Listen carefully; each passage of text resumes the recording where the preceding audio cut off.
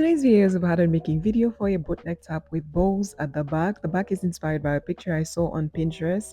However, I did not do everything exactly how I should have done it.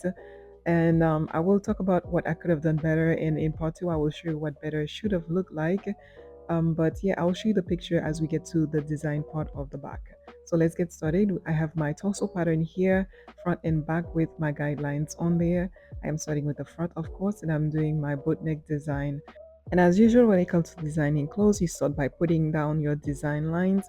I am starting my neck by going down half an inch from the center front.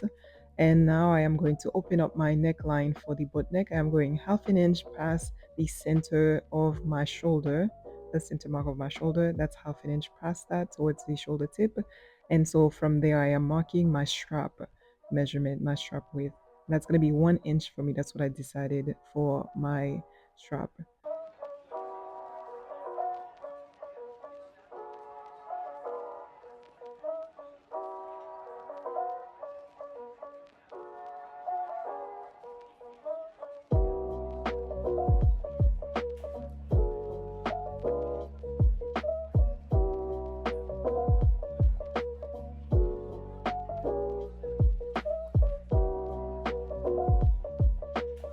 So I'm just lightly marking what I think I want my neckline to be. I want a bit more curve.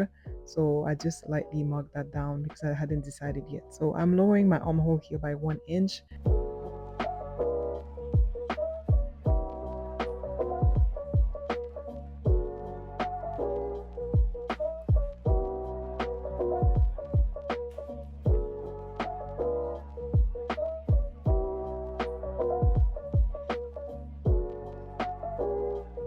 Now it's time to create my hemline, and I just decided to make it my dot ends, the where my dot ends, but you can just measure from your upper hip line and down to wherever you want. So I went up by a quarter of an inch at the side to create some shape, to add some shape to my hem here. That's what I did. I just connected that to the line. And now because my torso pattern is pretty fitted, I don't want it to be fitted. I don't want my top to be fitted. So I'm adding some flare here, opening it up a bit from the waist down. So I'm doing half an inch. I'm extending these pieces by half an inch.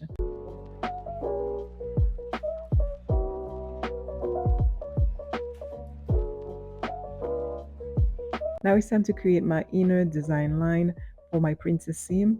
And I just decided to connect my ruler to the notch for my sleeve here. That's what I decided to go with. And of course, I'm going from the contour point and just creating my princess seam that way. So I have my ruler with the curve point pointed down. And that's the best way I feel for me to get a curve going for princess seams.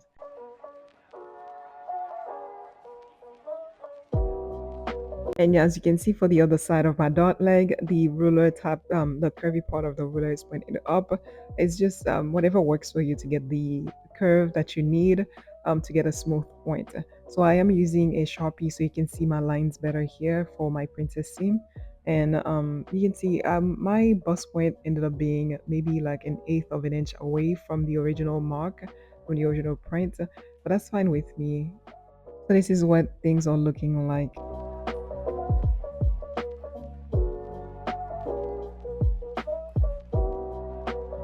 Now it's time to close my guidelines, and I'm opening my bust dot in order to do that. So I transfer the ease to the bust dot. So I'm starting first with the first one, my first guideline for the neckline to remove gaping. And I am closing it just by the 1/8 of an inch that I had marked that it gave me. That's what I'm closing it at, where the design line is. That's where you close your guideline.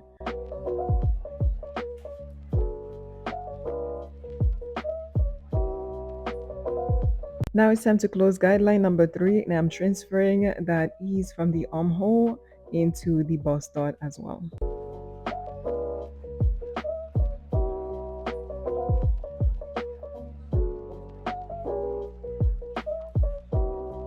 And as you know, whenever you close a dot, you close a space, you'll have to smooth out the lines that connected at that point.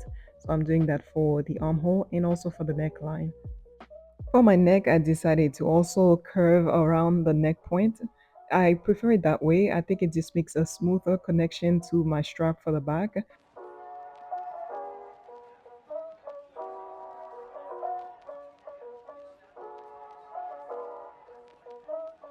And now it's time to cut my hem here, and I am going to, because my pieces are overlapping at the hem here, I'm going to transfer my center front mark onto a separate piece of paper that is connected at the back before I can remove the side piece from it.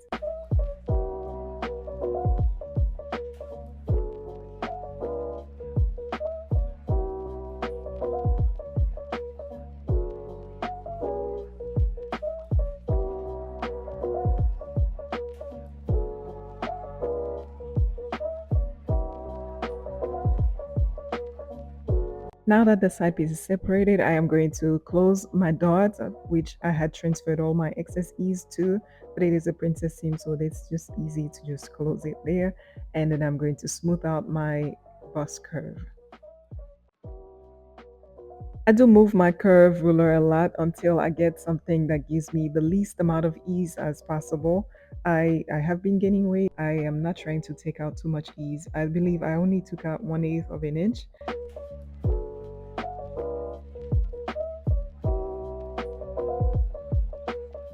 And here I'm finishing off my center front piece, which is going to be cut on fold.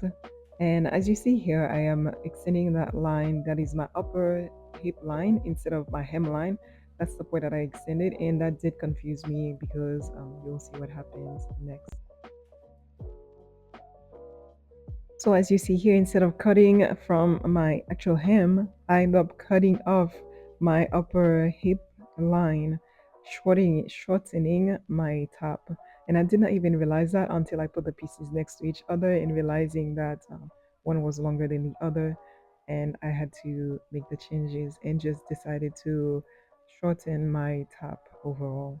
I wanted to add the extra piece to lengthen it back, but I decided let me just make it shorter, and I was fine with that. Since I was now going to use my upper hip as my hemline, I decided to go up by a quarter of an inch from there to just shape my hemline.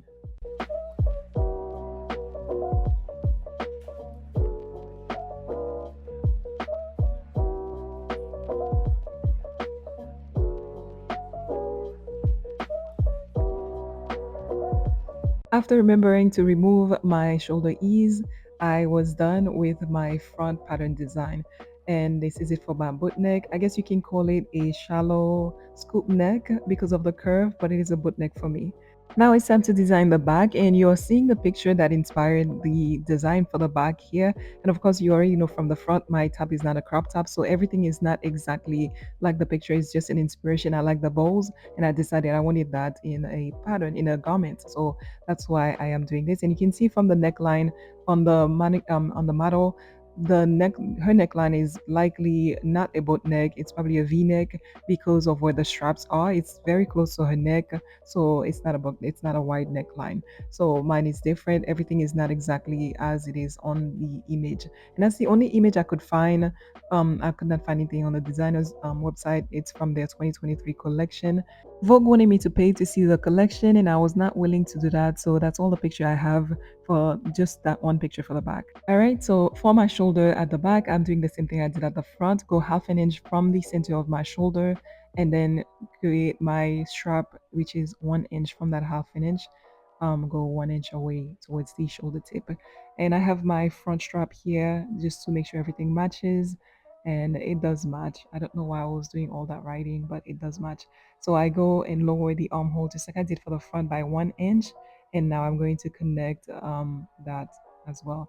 There's not much going on here with me doing that straight line because my back is not designed that way. One thing I wish I did would be to just not make my curve that deep because that's a deep curve. I wish I did it more shallow. Like you can see on the model here, that's not that deep. And so that's something I could have done differently. I wish I did differently. So I'm just marking here where I think my bow tie is going to be because that's where I'm starting to create my design for the bag. When it comes to designing garments, I'm sure you know by now you place your design lines down on your pattern piece, and you put the design line down on the flat pattern piece, and then once you have your design line down, you then do whatever you need to do to it, add volume, make it 3D, however, whatever you need to do. So that's what I'm doing here, trying to create the bowls, um, designing the bowls on there. And so it took some trial and error because I did a straight line at first, thinking that I'm just creating bows. But then when I looked at the picture again, I realized that there's no straight line there, or everything is curved. So then I ended up having to adjust that and just make it curvy. Even here with my strap, I was trying to get some sort of smooth connection going to with my front strap, but it is what it is. And so for my bow tie here, I decided to make it 3/4 of an inch. I was just eyeballing from what I'm seeing from the picture and just deciding from there. There was no exact mark for me. I was just eyeballing and giving it my best guess and going with that. I'm leaving the picture on the screen as I design the back because it was very helpful for me to keep the picture in mind as I was designing and just be mindful of what I was doing. So maybe it will be helpful for you to see what I'm doing by leaving it on the screen as well, so you know why I'm doing certain things. So I will leave the picture on the screen and I will just let you watch as I do the flat pattern design for my bows. And again, like I said, it was some trial and error with me trying to figure out the lines and trying to make them more curvy. So I'll just let you watch the rest.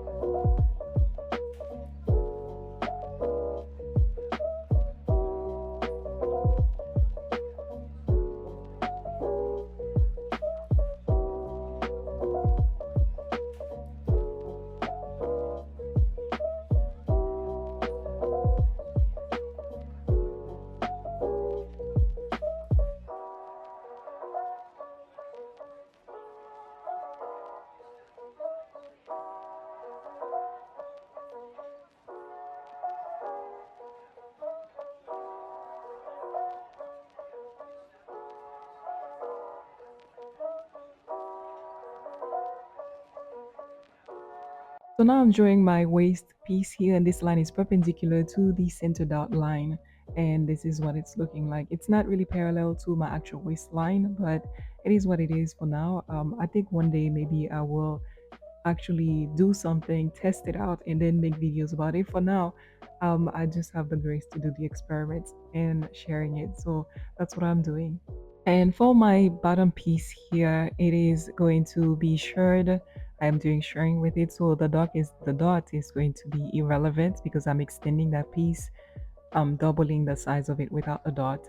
And also I'm going to straighten the back so that I can cut it on fold because my original pattern is not straight at the back. I mark my notches for where my pieces will overlap, where they touch each other. That's what I just marked there. So I am measuring my new waist point there. It's about 7 3/4 of an inch plus and 1/16 of an inch. My dot measures 3/4 of an inch plus 1/16 of an inch. So therefore my true measurement here without the dot is 7 inches. So therefore when it's open, it's 14 inches. So that's my waist for the back. That's 14 inches. And of course, because I will have elastic, there will be negative ease I will be removing. So stay tuned for that. So here, because when you're doing an open back, you're gonna have gaping. So I am trying to remove some of my ease here, to remove some ease to prevent gaping. Um, because we're taking flat pattern here, but there will be volume added to this. But for now, I do like to create my design flat and then add the volume to it. So I'm removing the ease here. I remove 3/8 of an inch.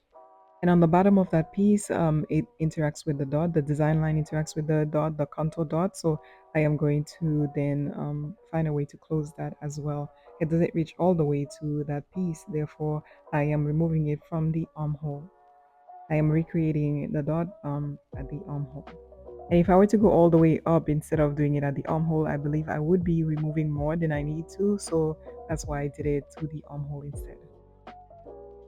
And here I'm just removing the excess from the armhole that I don't need. And so as you can see now my back is divided into three pieces, and in order to close the ease and dot, I do have to divide these pieces. So I'm removing piece number 2 because that is the middle piece that overlaps with number 1 and number 3. So if I remove number 2, I can work on number 1 by itself and then number 3 by itself. Instead of me removing 1, then I would have to remove 2 or 3. So if I remove the middle one, that's the one that connects with the two of them. It makes it easier to just work on the pattern that way.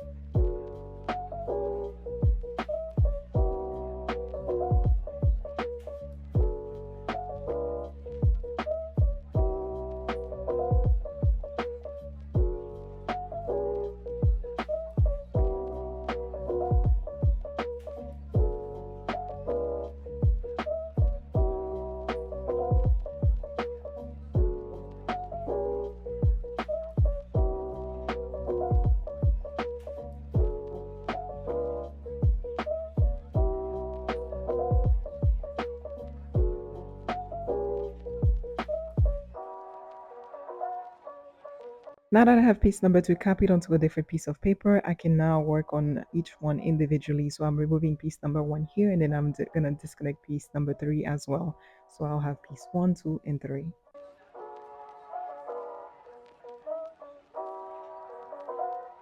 So I'm closing in the ease that I added so I could remove the gaping from the opening at the back because the neckline is open at the back. So it's important to remove the gaping. So that's what I'm doing here. I have not gone to fashion school, but in my mind, the way you design clothes is that I could be wrong, but the way I go about designing clothes is that you create everything as a flat pattern, as if you're gonna wear it flat. Even if there's 3D effects, gathers, volume to be added, you create everything flat first. Remove the gaping, deal with the dot that needs to be dealt with, and then you go in and add the volume, you add the effects that need to be added, but you do that after you create your flat pattern. So that's what I'm doing here, doing everything flat and then go in and create the 3D effects. So for my armhole here, I am smoothing it out, but you can see my notch there. I am making sure my ruler doesn't go below that notch because I want to make sure my second piece connects the way it's supposed to connect to that piece. At this point with this piece, all I'm doing is smoothing out all my lines because once you close dots, you close ease or guidelines. Now you have to make sure all your lines are smooth again.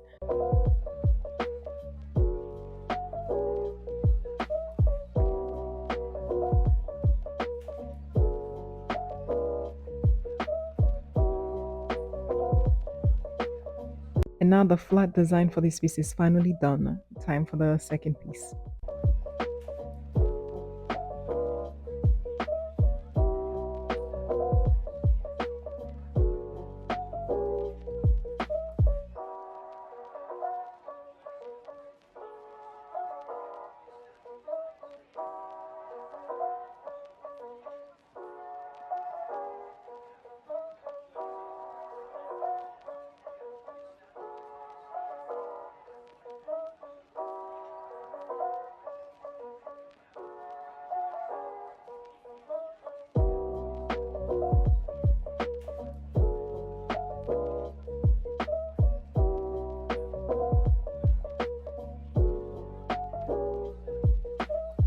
And so now that is it for piece number 1 and 2. I have my flat pattern design for the bowls, and it's all good. Now it's time to just add volume, but let's work on piece number 3 first. For this piece, all there is to it is making the back straight, the center back straight, so it can be cut on fold, and then extending or doubling the width of it.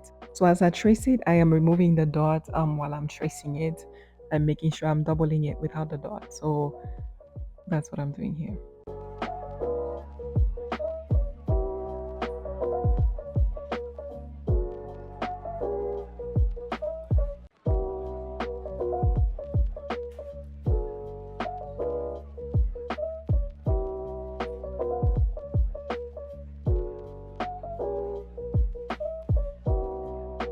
Now for the center back, in order to cut it on fold, I have to make it straight. So what I do is just square out from the waist, or I could do so from the bottom as well, but I went with the waist, squaring it out, putting it at a 90-degree angle. As you can see, it adds a little bit to my piece here, but it's okay because it's double already, and I'll be using my elastic thread with negative ease to bring it to the measurement I need to bring it to. So it's all good.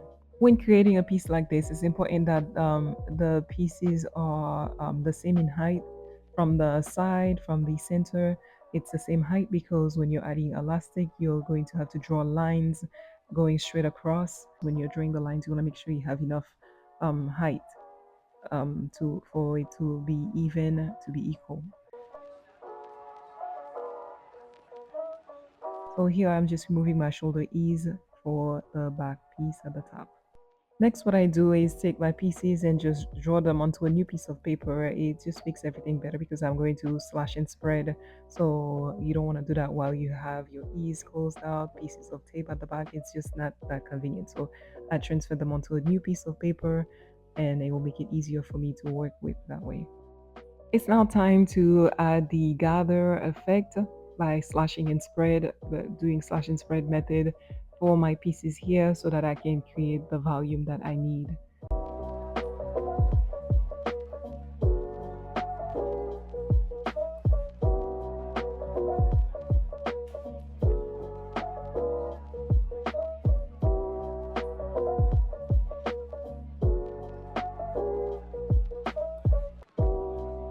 Starting with piece number one, I am slashing it here and I have my new piece of paper underneath that I will be copying it onto or slashing and spread it onto.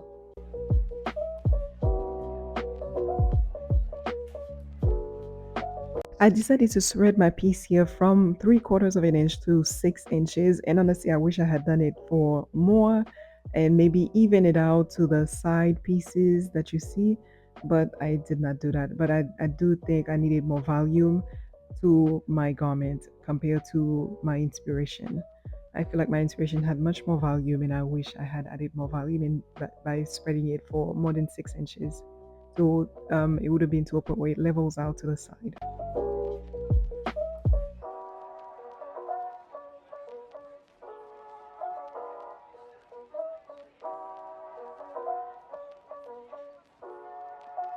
All I do here is connect my top piece to my bottom piece, and that is it for that center back. And this will be cut out on fold.